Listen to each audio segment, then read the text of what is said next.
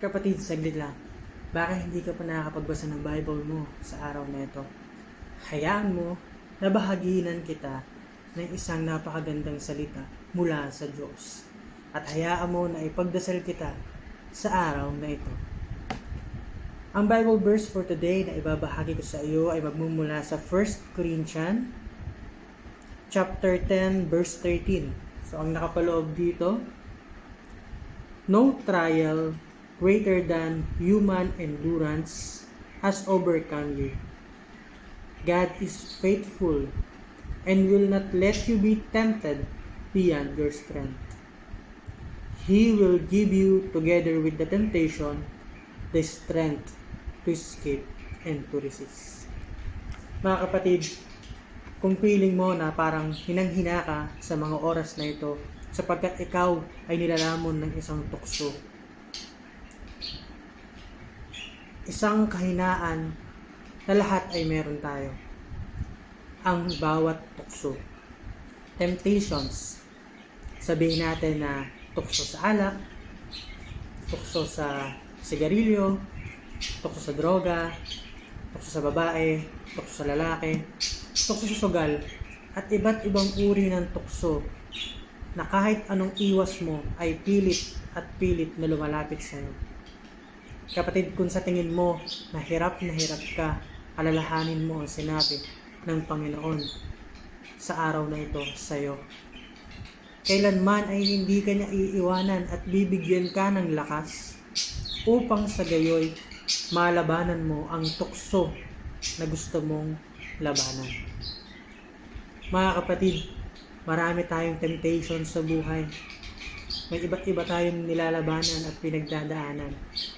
Marahil ikaw, kapatid, hirap ka na ngayon na labanan ang iyong addictions, lalo na sa mga porno, lalo na sa mga malalaswang bagay.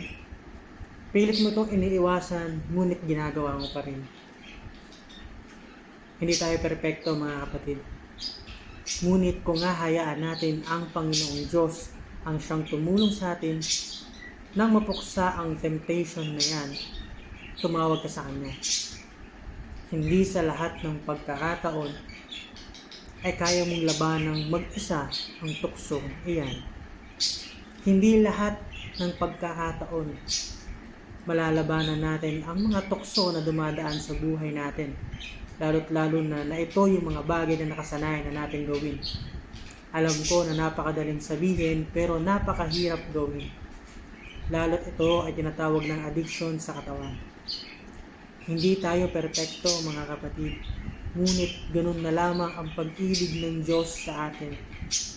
Kaya't handa niya tayong bigyan ng lakas sa tuwing tayo ay nanghihinang kalabanin ang mga tuksong iyan.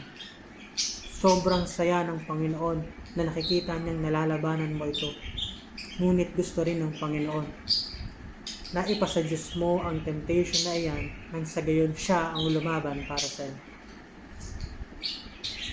Gusto ko lang sabihin sa iyo, kapatid, na tayong mga nilalang ng Diyos ay hindi ganun kalakas upang labanan ang mga bagay na hinahain ng mundong makasalanan. Ngunit sobrang lakas ng Diyos na meron tayo na pinaniniwalaan, sinasamba at sinasampalatayanan. Hayaan mo na balutin ka ng kanyang righteousness nang sa ganoon ang bawat tukso na ibulong sa iyo ng demonyo ay mailayo ka dito. Ito'y malabanan mo sa pangalan ni Jesus. Amen. Manalangin tayo. Panginoong Jesus, bukod tangi sa lahat, Diyos na makapangyarihan na may lalang ng langit at lupa, Ikaw ang lahat ng nakakaalam ng nangyayari ngayon sa amin.